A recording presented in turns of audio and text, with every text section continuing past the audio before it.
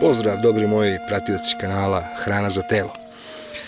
Oni koji prate redovno moj kanal sećaju se kada sam sadio paradajz sa sajskim đubrivom i dodavao kurkumu i kalcijum. Taj test sam radio upravo u ovom delu. Dakle, ovaj paradajz je posađen tako. I ono što sam primetio da je ova stabljika paradajza u ovom trenutku najviša od svih drugih stabljika. Dakle, to je definitivno sigurno jer sam jedino ovaj paradajz sadio na takav način. Ostale nisam da bih znao, naravno, sljedeće godine šta da radim. I ovaj definitivno je viši. Dakle, ima jednu, drugu, treću, četvrtu granu. Inače, ovo je paradajz koji se bere jednom, dakle nije onaj koji stalno rađa.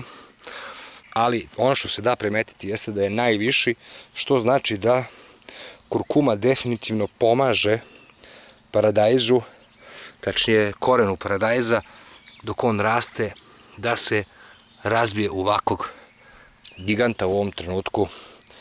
Kao što vidite ovdje u slično vreme, možda par dana gore dole, ovaj paradajz je posađen bez kurkume. Doduše, ovo je neka sorta koja ide malo ranije.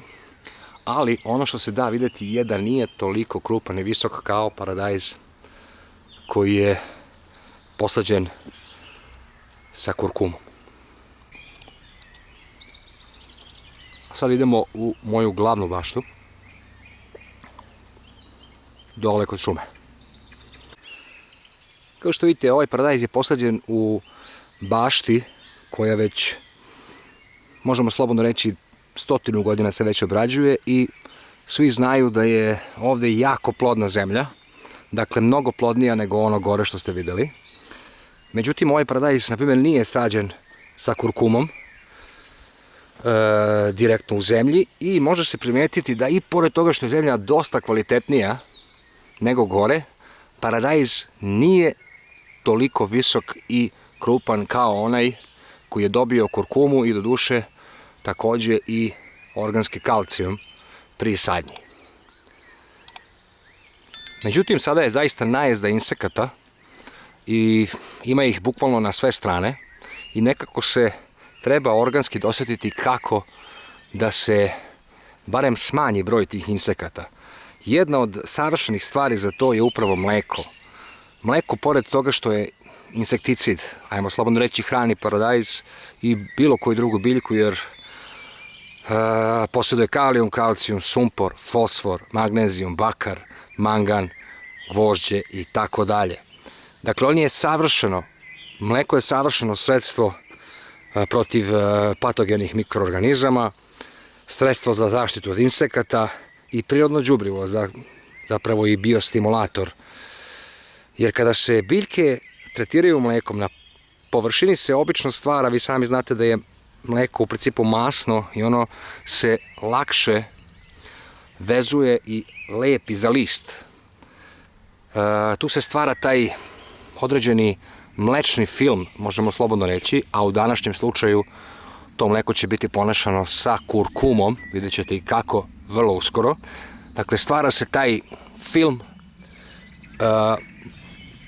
pre svega mleka, koje insekti nisu u stanju da svare. Jednostavno, insektima je mleko suviše jako, nemaju organizam koji može da svari mleko i samim tim umiru nakon grickanja listova.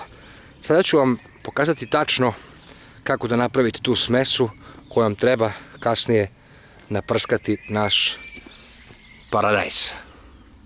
Naravno, treba napomenuti da bi bilo najbolje koristiti sveže pomuženo mleko, dakle mleko koje nije prošlo industrijsku obradu, iz prostog razloga jer je ono mnogo hranljivije od onog mleka koje je prošlo termičku obradu, ali ako nemate i standardno mleko, bit će odličan izbor za to. Naravno, zaštita od insekata je i obavezna zasena koja jednostavno fizički štiti da određeni insekti upadaju. Iako je ona otvorena sa svih strana, insekti će opet neki pokušavati odozgo i neće uspjeti da dođu do paradajza, jer insekti nisu toliko inteligentni kao što mi pretpostavljamo. Tako da pored ovakvih zaštita, jako je važno da se biljke zaštite i zasenom. Dakle, prskalice se uglavnom prave oko 10 do nekih 12 litara i na 10 litara ide okvirno oko 1 litar mleka, ali pošto imam dosta biljaka u bašti, možete slobodno ići i malo preko toga, dakle možete slobodno i 12 litara pa i više na 1 litru mleka. Nemojte sipati suviše mleka jer onda činite samo štetu. Sasvim je dovoljno i litra mleka je i više nego dovoljno za folijarno prskanje naših biljaka. Dakle, nema potrebe za više. 1 litra mleka.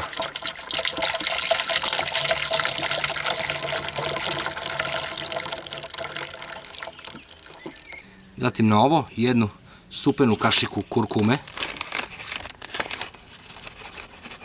Ne mora da bude suviše puna, ovo je sasvim dovoljno.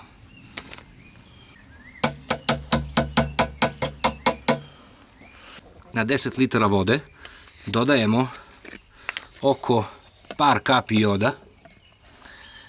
Nemojte više od par kapi, dakle 1, 2, 3, 4, 5 maksimalno, jer jod ubrzava sazrevanje paradajza, a sada mu nije vreme da zri, tako da samo oko 5 kapi na 10 litara vode i mleka, naravno.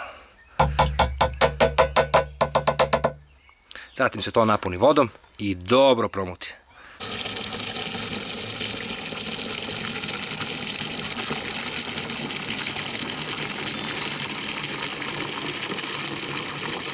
Vodite naravno računa da kada prskate paradajz, da ga isprskate zaista sistematično i svuda. Dakle, nemojte samo odozgo, već bi bilo dobro da se i donji listovi isprskaju jako pažljivo, jer ovo se ne radi često.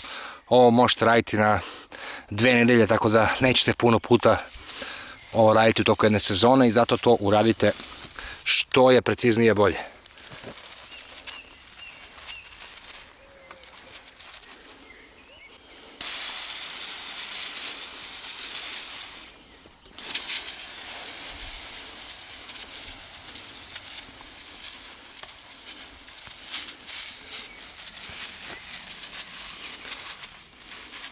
To je to. Nadam se da sam nekom pomogao. Želim vam sve najbolje. Pozdrav, dobri ljudi.